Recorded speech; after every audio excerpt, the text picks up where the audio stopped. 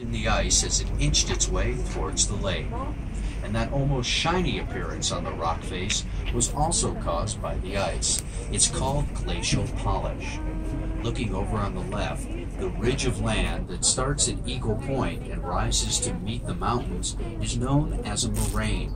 A glacial moraine is formed by debris, rock, mud, and boulders that the glacier picks up and drops to one side as it moves along.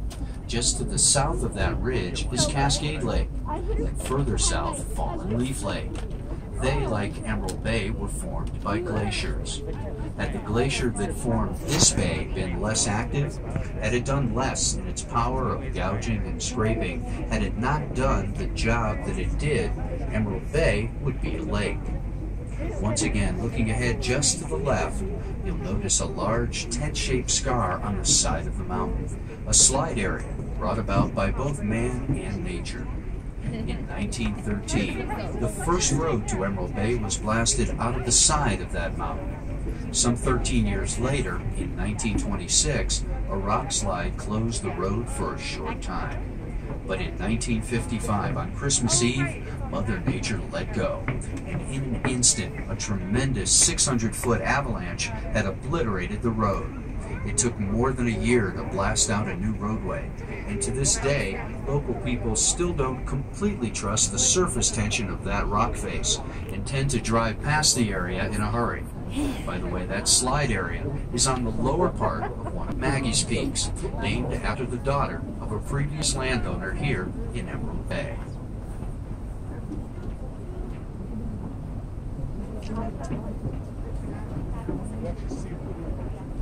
Now it's not. So you got it? Okay.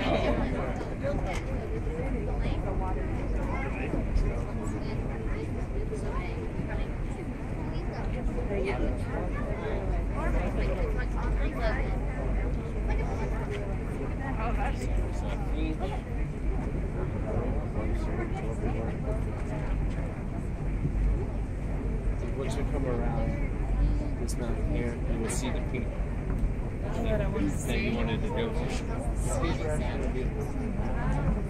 Once we come around this place, what's up there? You went up there. Well, so we were on this side, but we went. Yeah, that's going around. And then the lake is over there. No, but where the waterfall that creates this waterfall. The lake is up.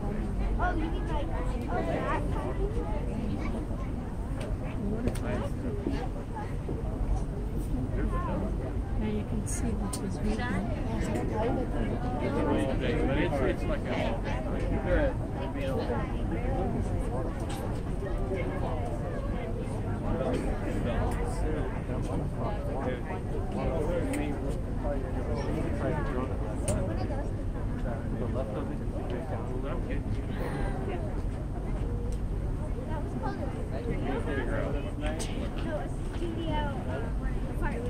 when you're leaving, so I can coordinate for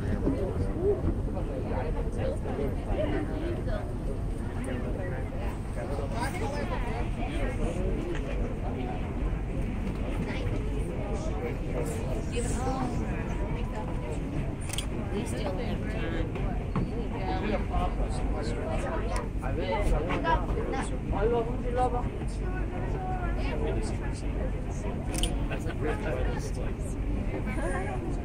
There, you did that on the last side? The water is cold.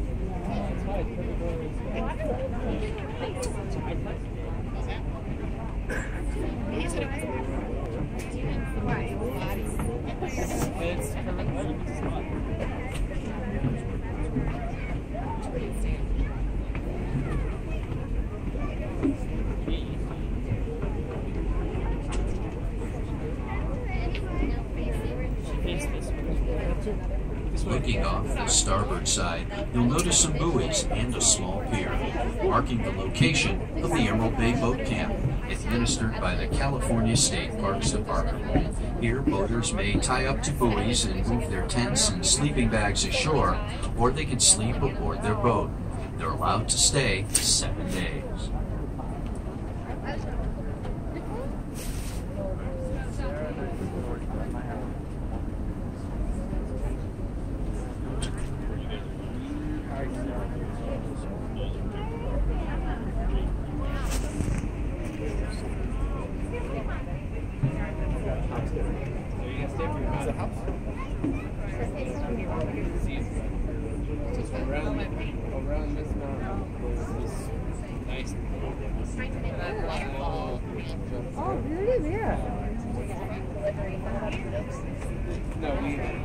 와, 저 워터폴이다 진짜.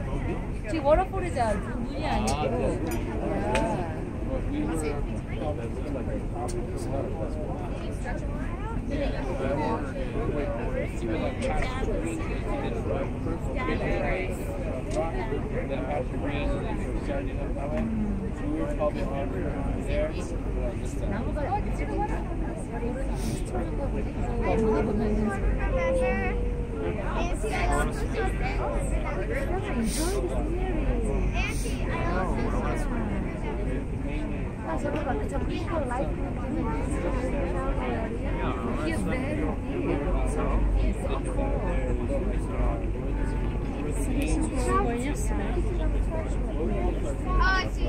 I don't see anybody.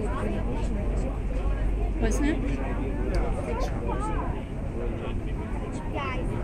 The weather's so nice, but it's better. The weather's so nice. Oh, here, I don't know. Hey,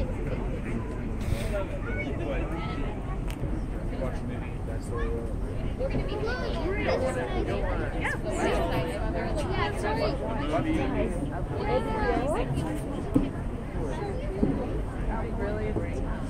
The last lady that owned it was turned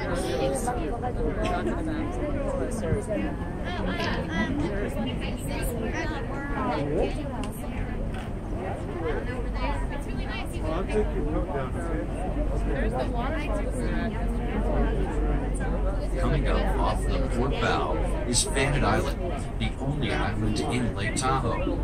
Geologists aren't quite agreed on how Fannet Island came into being.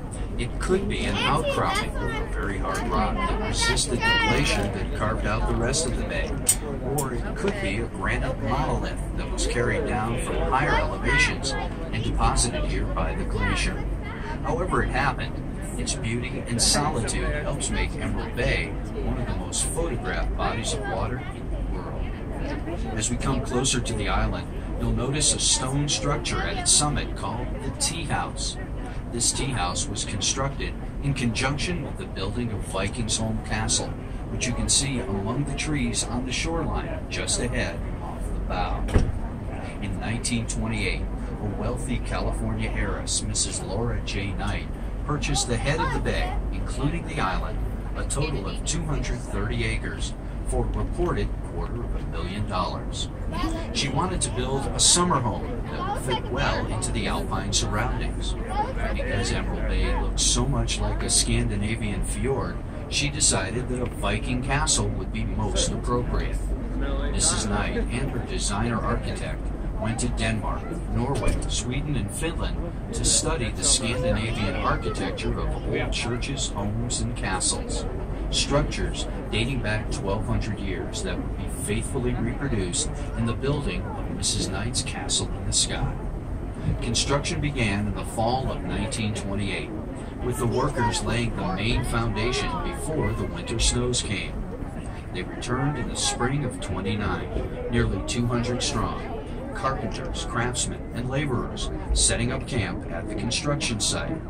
The stones used in the castle were carved from the canyon and back of the house, and other building materials were brought in by boat from South Tahoe. It was hard work and long hours, but finally, in August of 1929, Vikingsholm was completed, and to this day is judged to be one of the finest examples of Scandinavian architecture in North America. On her Scandinavian trip, Mrs. Knight had also planned to purchase antique furniture for her castle. Her intent was to furnish the castle with original pieces, but the ones she most wanted were historical, and the various Scandinavian countries would not allow them to be removed. Well, she wanted them to look the same, so Mrs. Knight had craftsmen working from photographs and sketches duplicate the articles she wanted. Their work was so skillful that collectors today have difficulty in distinguishing them from the originals. This 34-room summer cottage is U-shaped, with two wings going off the back of the castle and forming a courtyard. The roofs of these wings are lead sheathed and covered with sod on which grass and wildflowers grow, creating natural insulation, a characteristic feature of old Scandinavian design. The second floor is devoted mainly to guest bedrooms, except for the right front corner, the location of Mrs. Knight's bedroom. However, her favorite room was the screened-in room on the third floor above her bedroom, where she spent most evenings. The entranceway leads into the main living room. The right front corner of the main floor is the dining room. On the left front corner is a turret, or the South Tower, which is a library. On the floor of that library is a round, hand-woven cashmere rug, valued then at $30,000. Throughout the 1930s and 40s, the famous came to visit Vikings home to while away the summer as guests of Mrs. Knight. Among them were Will Rogers and Charles Lindbergh. Mrs. Knight is said to have helped Lindy finance his historic flight across the Atlantic in the spirit of St. Louis. Today, Vikings Home is owned and administered by the California Department of Parks.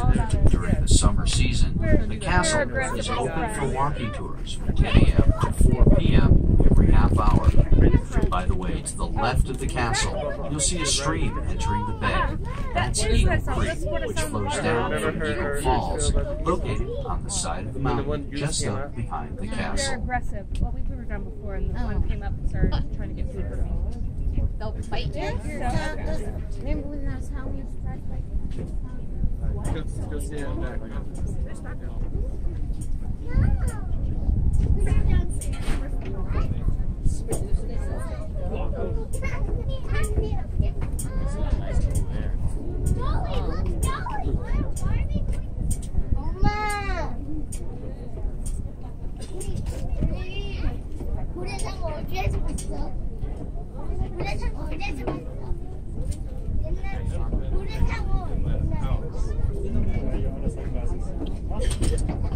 You return them?